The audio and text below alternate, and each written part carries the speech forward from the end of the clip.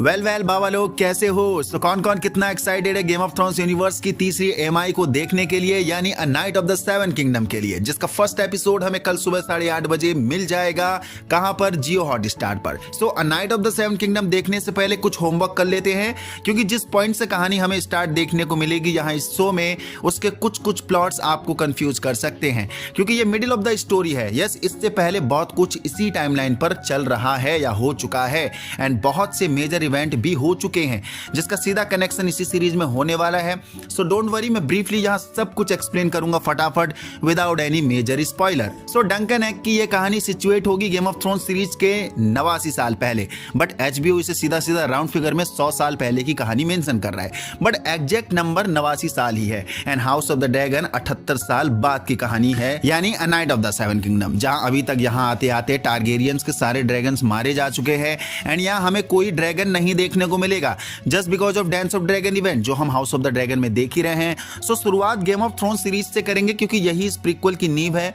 बाकी game of thrones की कहानी सभी को मालूम होगी, जिसके 8 सीजन हमें मिल चुके हैं, तो मैं वो जाइंट सीरीज अभी एक्सप्लेन नहीं करूंगा। लेकिन गेम ऑफ थ्रोन्स में डंकन एग को बहुत जगह मेंशन करा जाता है। लाइक शुरुआत में ही ये बुड्ढी ब्रेंडन स्टार्क को डंकन एग की स्टोरी सुनाती है, यानी डंकन द टॉल की। I could tell you about Sir Duncan the Tall. Those were always your favorites. Then Joffrey Baratheon Dunk का मेंशन करता है यहाँ इस पॉइंट पर, क्योंकि वेस्ट्रोस हिस्ट्री में डंक के लिए 4 पेज की कहानी लिखी गई है। Duncan the Tall. 4 pages for Sir Duncan. Must have been quite a man. So they say. जो कि वेस्ट्रोस का काफी ग्रेट नाइट के रूप में उभर कर निकला था अपना सर डंकन द टॉल। कैसे? वही हमें अ knight of the seven kingdom में देखने को मिलने वाला है। देन ग्रैंड मास्टर एमेन किस को याद है बाबा, जो कि मेंशन करता है एग को, अपने छोटे भाई को, एंड एग और कोई नहीं बल्कि एगॉन 5 टारगेरियन होगा, ये छोटा सा गंजा बच्चा। कैसे ये किंग बनेगा इसी सीरीज में हमें मालूम चलेगा।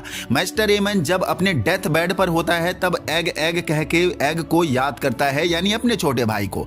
मास्टर एमन एग को 2 से 3 बार मेंशन करता है पूरे गेम ऑफ थ्रोन्स सीरीज में। Egg. I dreamed that I was old.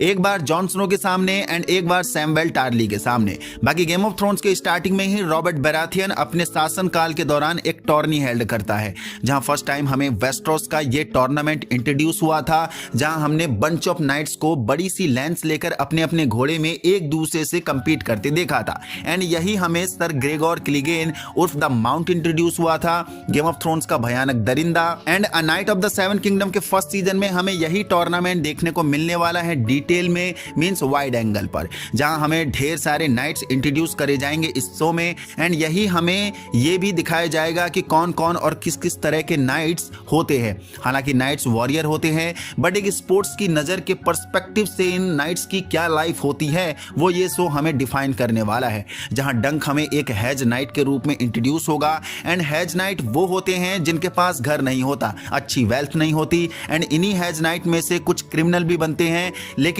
डंक को उसके गुरु सर एरलेन ऑफ पेनिट्री ने बहुत अच्छी एजुकेशन दी है, जो कि खुद को हेल्पलेस एंड गरीबों का प्रोटेक्टर के रूप में ही देखता है। कौन? Sir Duncan the tall. बाकी ये चीज बड़ी डिस्प्यूट में रहती है कि डंक को सर एरलेन ने नाइट की उपाधि दी थी या नहीं, क्योंकि एक सफल नाइट ही दूसरे वॉरियर को नाइट की उपाधि दे सकता है, तभी वो नाइट कहलाएगा। जो कि हमने सर जेमी लैनिस्टर को सर ब्रियन ऑफ टार्थ को नाइटहुड ग्रांट करते देखा था।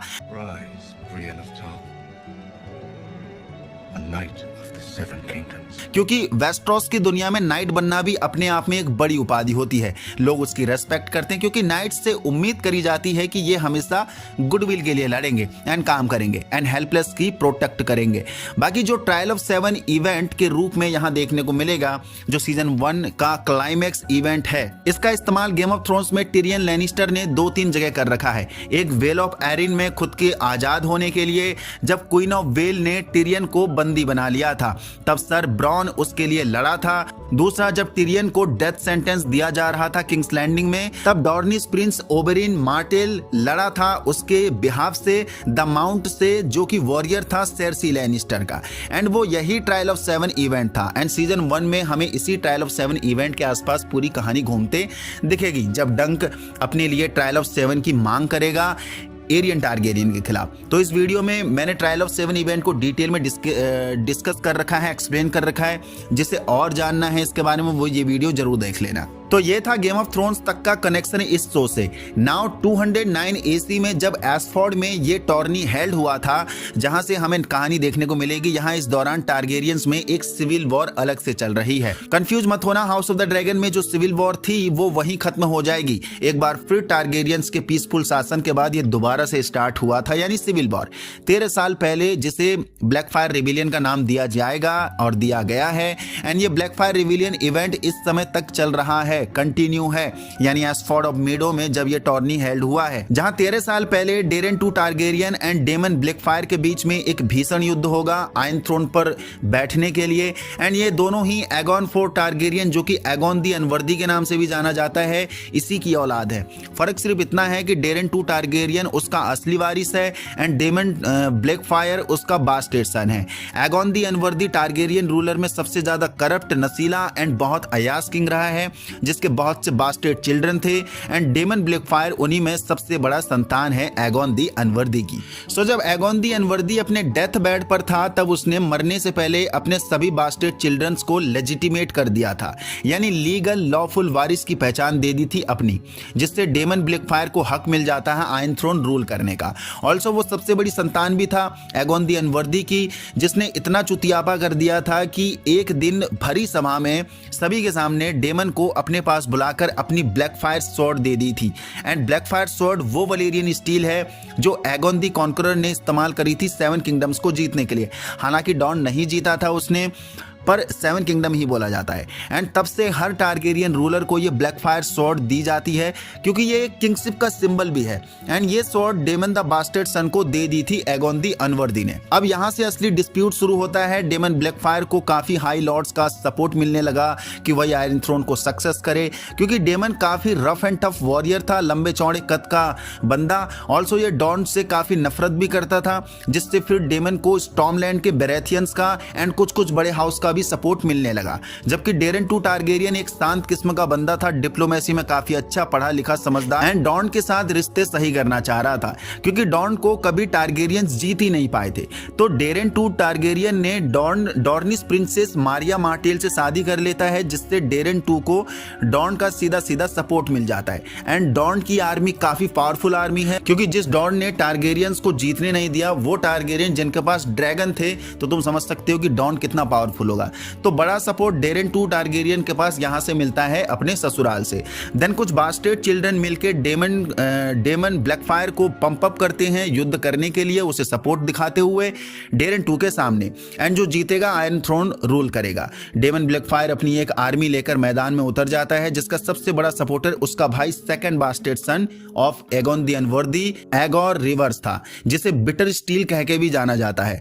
ये लोग युद्ध नीतियों में काफी अव्वल थे, यानी डेमन एंड एगोर। दूसरी तरफ डेरेन टू टारगेरियन जो स्पाई एंड कूटनीति बनाने में काफी अव्वल था, उसका सबसे बड़ा सपोर्टर था ब्रेंडन रिवर्स, जो एगॉन दी अनवर्दी का 3rd या 4th बास्टेड सन था, जो ब्लड रेवन के नाम से भी जाना जाता है। तो सुना होगा ये नाम आपने, हाँ जी, वही 3 आइड रेवन जो हमें गेम ऑफ थ्रोन्स में देखने को मिला था। Also house of the dragon season 2 में डेमन टारगेरियन के विजन में भी ब्रेंडन रिवर्स यानी ब्लड रेवन देखने को मिला है, जिसकी बहुत सी आंख थी और इससे कुछ भी नहीं छुप सकता। स्पाई एजेंसी का देवता वेस्ट्रोस की दुनिया में ब्रेंडन रिवर्स को ही माना जाता है। देन 196 AC में ठीक night of the 7 kingdom event के 13 साल पहले ये टारगेरियन सिविल वॉर स्टार्ट होती है, जहां डेरेन टू टारगेरियन जीत जाता है एंड डेमन ब्लैकफायर मारा जाता है एंड हार जाता है, जिसके बाद एगोर रिवर्स एसोस चला जाता है भाग के अपनी जान बचा के।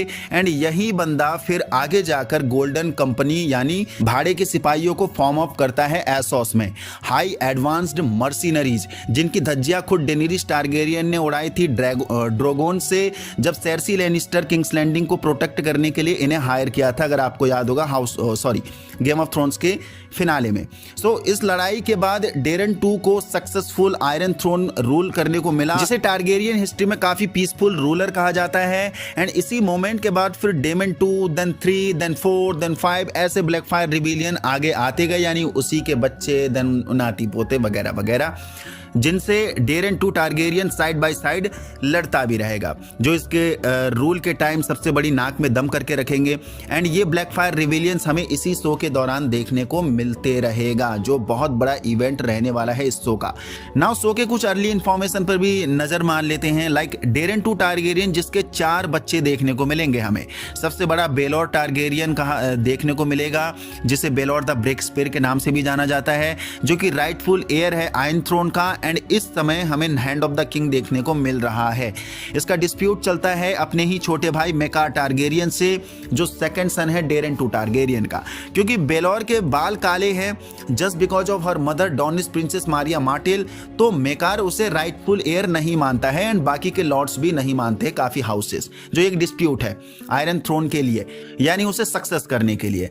बेलोर is just like Jacaerys Velaryon and Jon Snow. Baelor के 2 बेटे हैं, जिसमें से वलार टारगेरियन हमें इसी टॉर्नी में देखने को मिल रहा है अभी तक।